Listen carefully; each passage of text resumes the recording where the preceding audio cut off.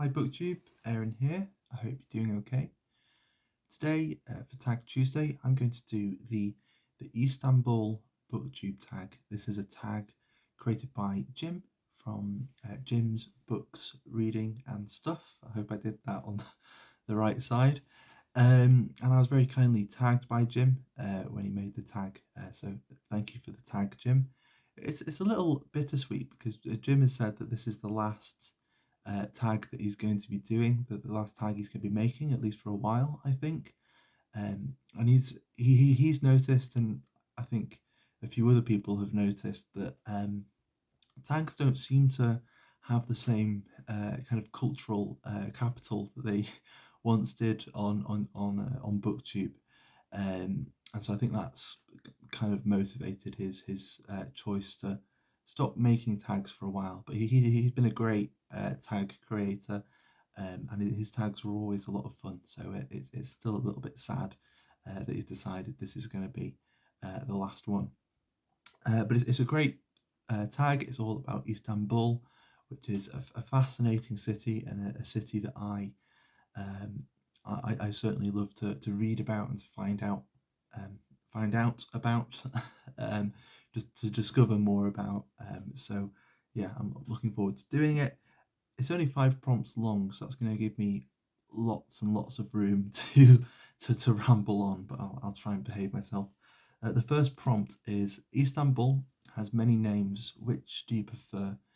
Um, for me, I think Constantinople is my favourite, if only for how it sounds. I do love the sound and the connotations of kind of the three main English names for the city. I love the sound of Byzantium. When I was thinking about the prompts, I was weirdly thinking about the fact that I pronounce the name of the city Byzantium when I talk about the certain period in the city. I call it Byzantine, and I was thinking I should probably actually call it Byzantine, which I think is actually correct. But I'm a heathen, and I say Byzantine. And also Istanbul as well has lots of fascinating sort of connotations and kind of flavors to it. So I love all three names, but I think Constantinople is my favorite. Number two, Orhan Pamuk won the Nobel Prize for Literature in 2006. Have you read any books by an author because they had won the Nobel Prize for Literature? Well, firstly, I haven't yet read anything by Orhan Pamuk, or to the best of my knowledge, I don't think I've read any Turkish writers. Um, but I'm quite intrigued by the Nobel Prize for Literature. I'm not much of a book prize person.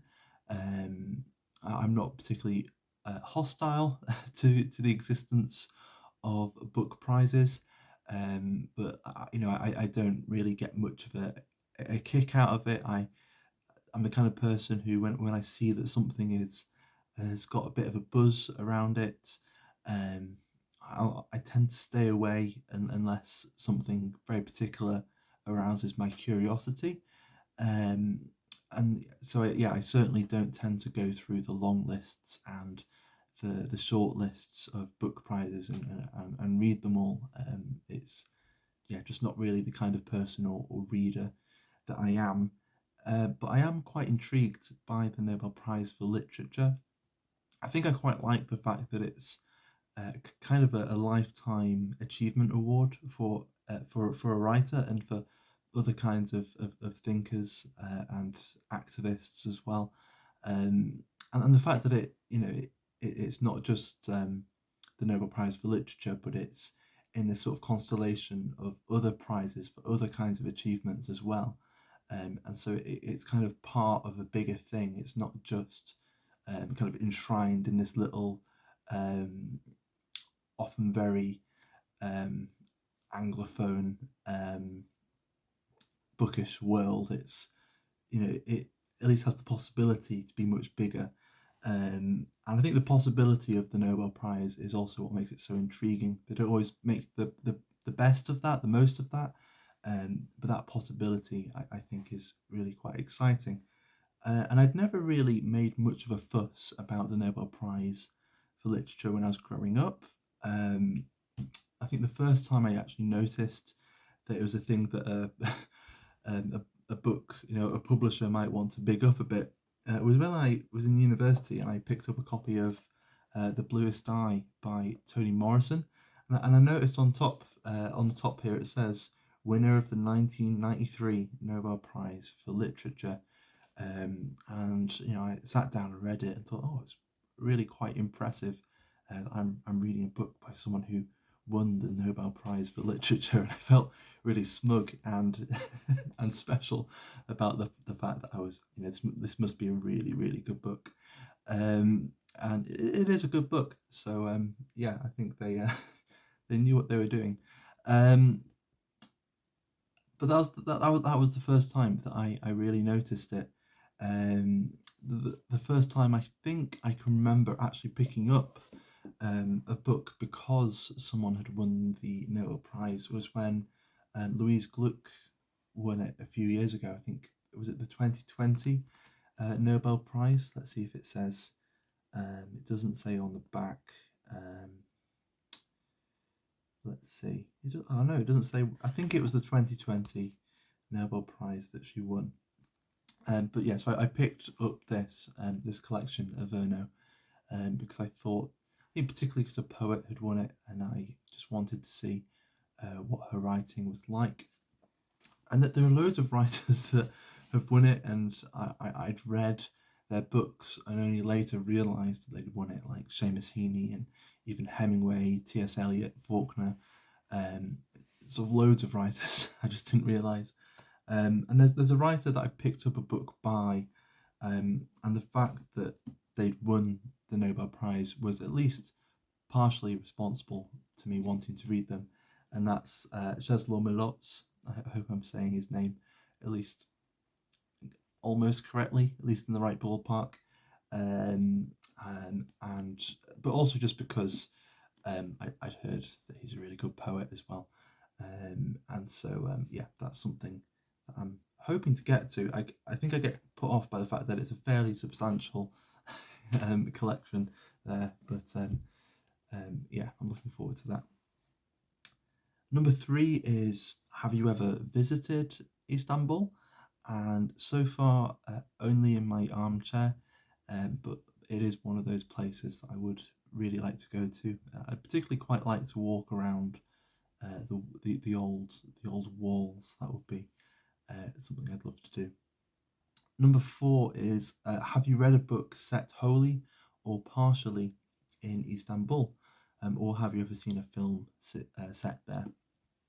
In terms of books, probably I've probably read more non-fiction dealing with it. I suppose one would be this Byzantium, the history of the surprising life of a medieval empire by Judith Herron, which is just a great sort of one-stop shop for the history of Byzantium, and so I suppose that's got a fair bit set there. And also for the second video in a row, Umberto Eco's Baudolino. The kind of framing of this is that the character Baudolino saves someone's life during the Crusaders' siege and attack and sacking of Constantinople in 1204, which is an event that really shocked me when I found out that it happened. That Christian knights from the West would attack one of the most important Christian cities in the world. So that really shocked me when I found out. But I'm looking at it from a certain perspective. So yeah, it was messy. But yeah, the framing is he's saved someone from this carnage, and they've gone and hidden in a tower somewhere. And while they're waiting for the chaos to subside, this person that Baudolino has saved has asked him to, why are you here? What are you doing here? It's not exactly tourist season, and Baudolino tells him, but to do that, he has to tell him his whole life story.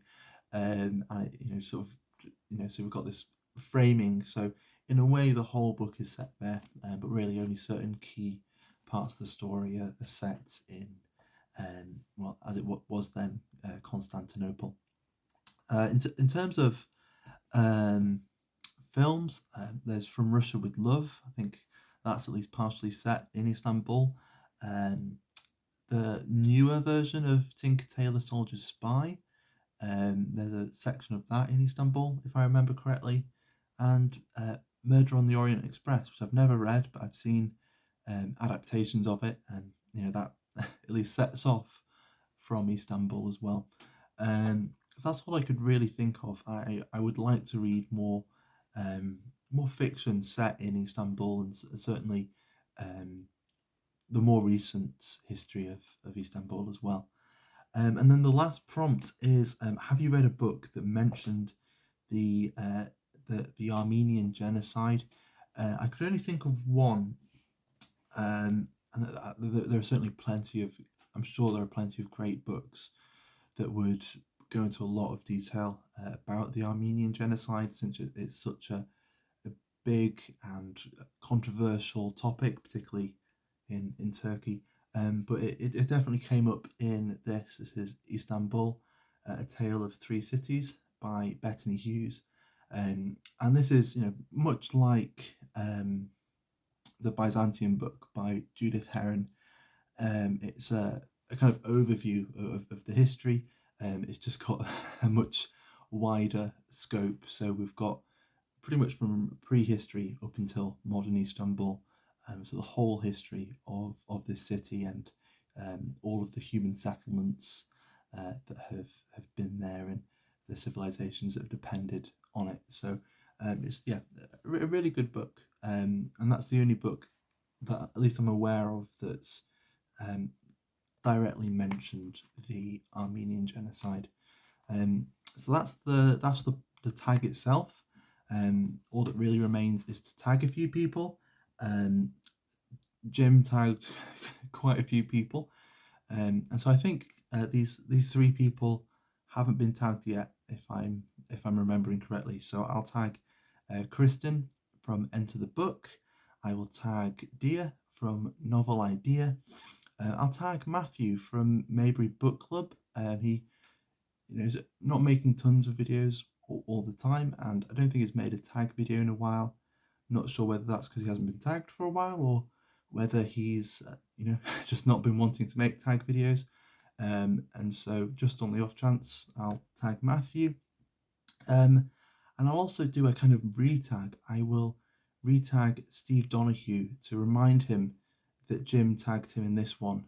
So if you haven't done this yet, Steve, then consider yourself tagged twice, and you can give this a go. And there we go. So that's the Istanbul tag. This probably won't be the last tag I do. I still enjoy making them. I enjoy the kind of things that the prompts bring up. So if I'm tagged in interesting tags, if I find interesting tags, I'll be sure to keep doing them. But for now, thanks for watching, and I'll see you soon. Bye bye.